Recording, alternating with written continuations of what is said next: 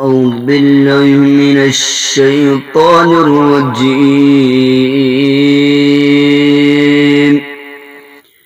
بسم الله الرحمن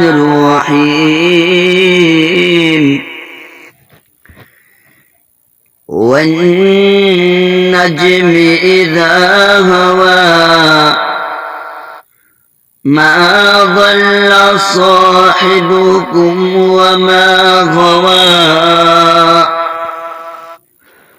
وما ينطق عن الهوى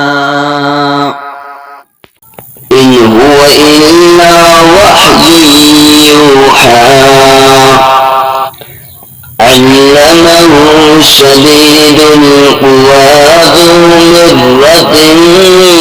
فاستوى وهو بالأفق الأعلى ثم دنا فتدلى فكان قاب قوسين أو أدنى فأوحى إلى عبده ما أوحى ما كذب الفؤاد ما رأى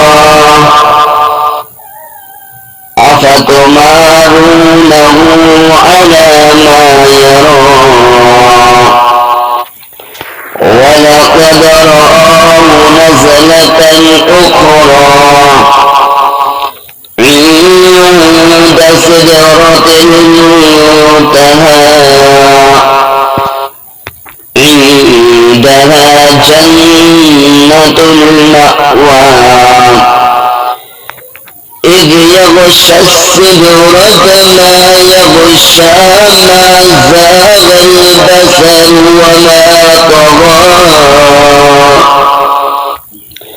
لقد رأى من آيات ربه الكبرى أفرأيتم اللات والعزى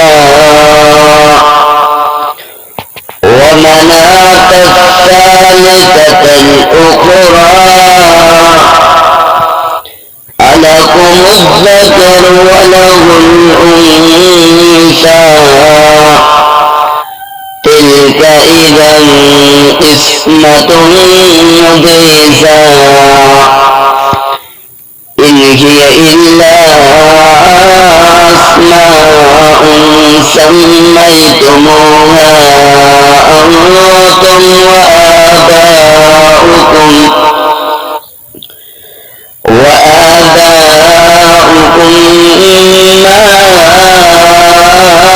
أنزل الله بها من سلطان إن يتبعون إلا الظن وما تهوى الأنفس ولقد جاءهم من ربهم الهدى أم للإنسان ما تمنى فلله الآخرة والأولى وكم من ملك في السماوات لا تغني شفاعتهم شيئا إلا من بعد أن يأذن الله لمن يشاء ويرضى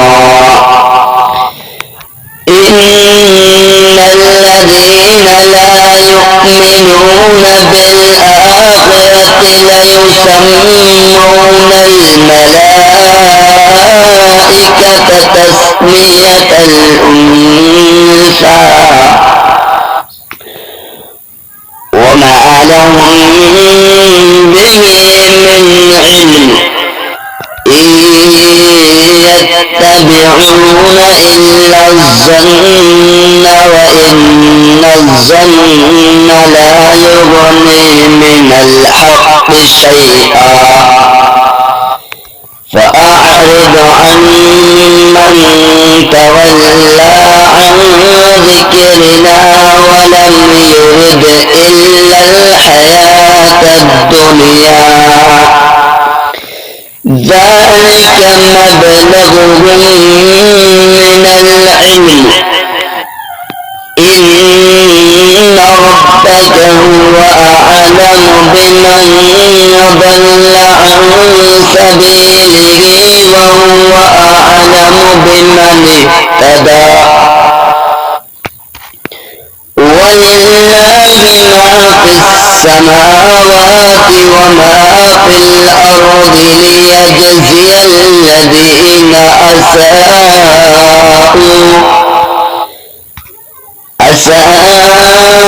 أساءوا بما عملوا ويجزي الذين أحسنوا بالحسنى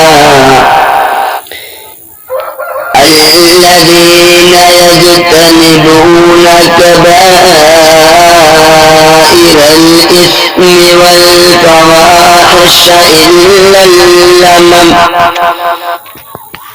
إن ربك واسع المغفرة هو أعلم بكم إذ أنشأكم من الأرض وإذ أنتم أجنة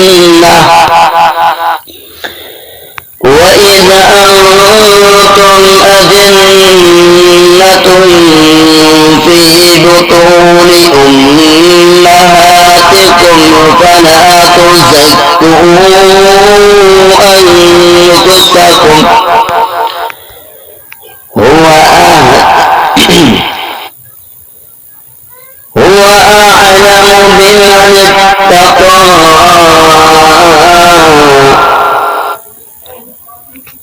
أفرأيت الذي تولى وأعطى قليلا وأكدى أعنده علم الغيب فهو يرى أم لم ينبأ بما في صحف موسى وإبراهيم الذي وفى ألا تزر وازرة وزر أخرى وأن ليس للإنسان إلا ما سعى وأن سعيه سوف يرى ثم يجزاه الجزاء الأوفى وأن إلى ربك المنتهى وأنه هو أضحك وأبكى وأنه هو أمات وأحيا وأنه خلق الزوجين الذكر والأنثى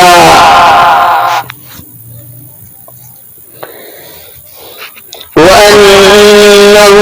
خلق الزوجين الذكر والأنثى من نطفة إذا تمنى وأن عليه النشأة الأخرى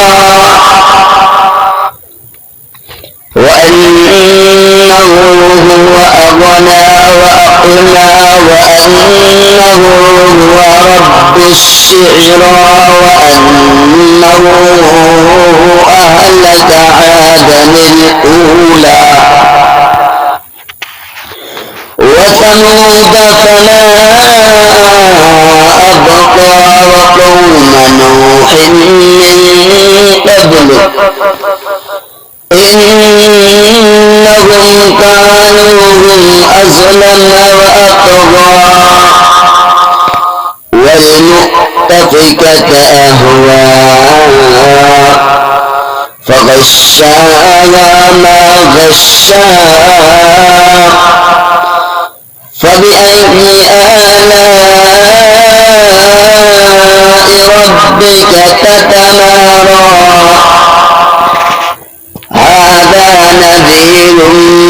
من النذر الأولى أزفت الآزفة ليس لها من دون الله كاشفة أفمن هذا الحديث تعجبون وتضحكون ولا تبكون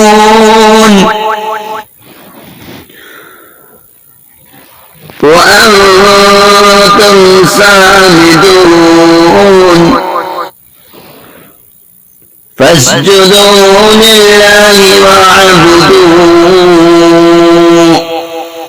صدق الله العظيم